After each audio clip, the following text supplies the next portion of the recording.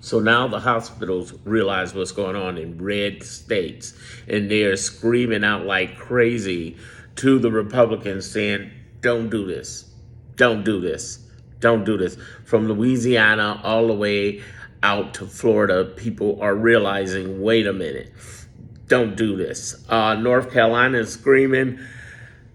Georgia, Mississippi, Alabama's freaked the hell out. Now they get it. And it's like, okay, yeah, we were trying to tell you that since last year, and they didn't believe it. He got into office. They didn't believe it. He talked about it in the first several weeks. They didn't believe it. Somewhere down the line, in the last 6 months, they started believing it, or 5 months.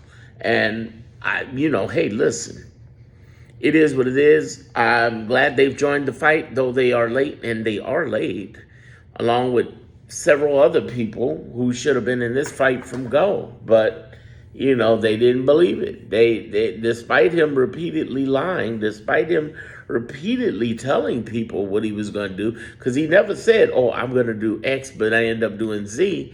In this case, he said they made it very clear what they were going to do.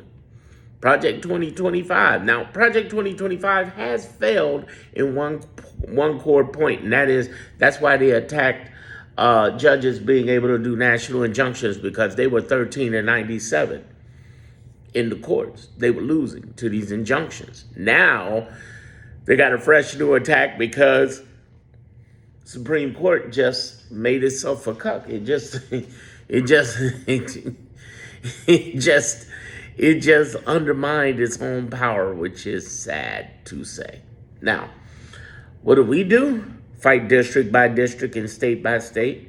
And I told everybody everything, basically. I've said, listen, go everywhere from the extreme of having your own money, having a bug-out bag and a passport, to getting ready to fight in any way you can in the protests, supporting the protests, whether it be via the web, whether it be via the streets, whatever you're comfortable with and sometimes uncomfortable with.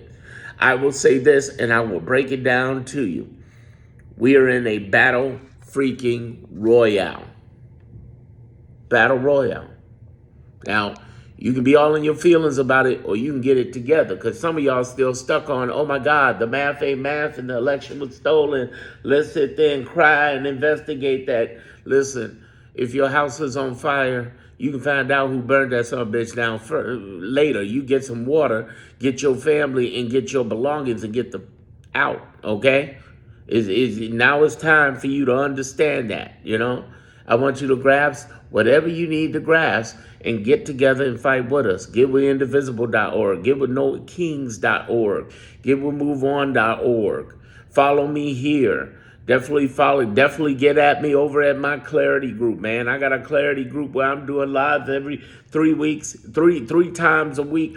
Most of them got recorded. Some of them so deep, like the one I did last Saturday, they don't have recorded, and they're limited to only like 100 people. It's 100 people in the room. I say some of the coldest shit you ever heard in your life that they never let me say on social media. We in the middle of a civil war, y'all. Did you know that? We are in a middle of a civil war. And I ain't talking about between the blue and the red, the Dems and the Republicans. The one I'm concerned about ain't that one. That's always been ongoing. I'm talking about the civil war with the Democrats. We got a real civil war going on. That's why they fucking with Jasmine Crockett. That's why they fucking with AOC. That's why they fucking with Mamdani. That's why they mad at the progressives, because the progressives is telling you, wait a minute, we need to go further left, because they're going further right and they're crazy. And the established Democrats who already getting their bag, already got their power, is trying to be conservative. They would rather watch us burn down than actually do what needs to be done. And since they're doing their version of no kingmakers or no leadership makers, they're trying to block out AOC, Crockett, and others. They're not alone. Those are just the ones who've been the most visibly, but they're not alone.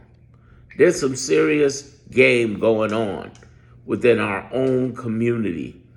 And that's why I'm telling people, if you got money to give, don't give it to the Democrats, give it to the local Democrats, the ones in your state, in your counties, in regional, in your cities, those Democrats, yes.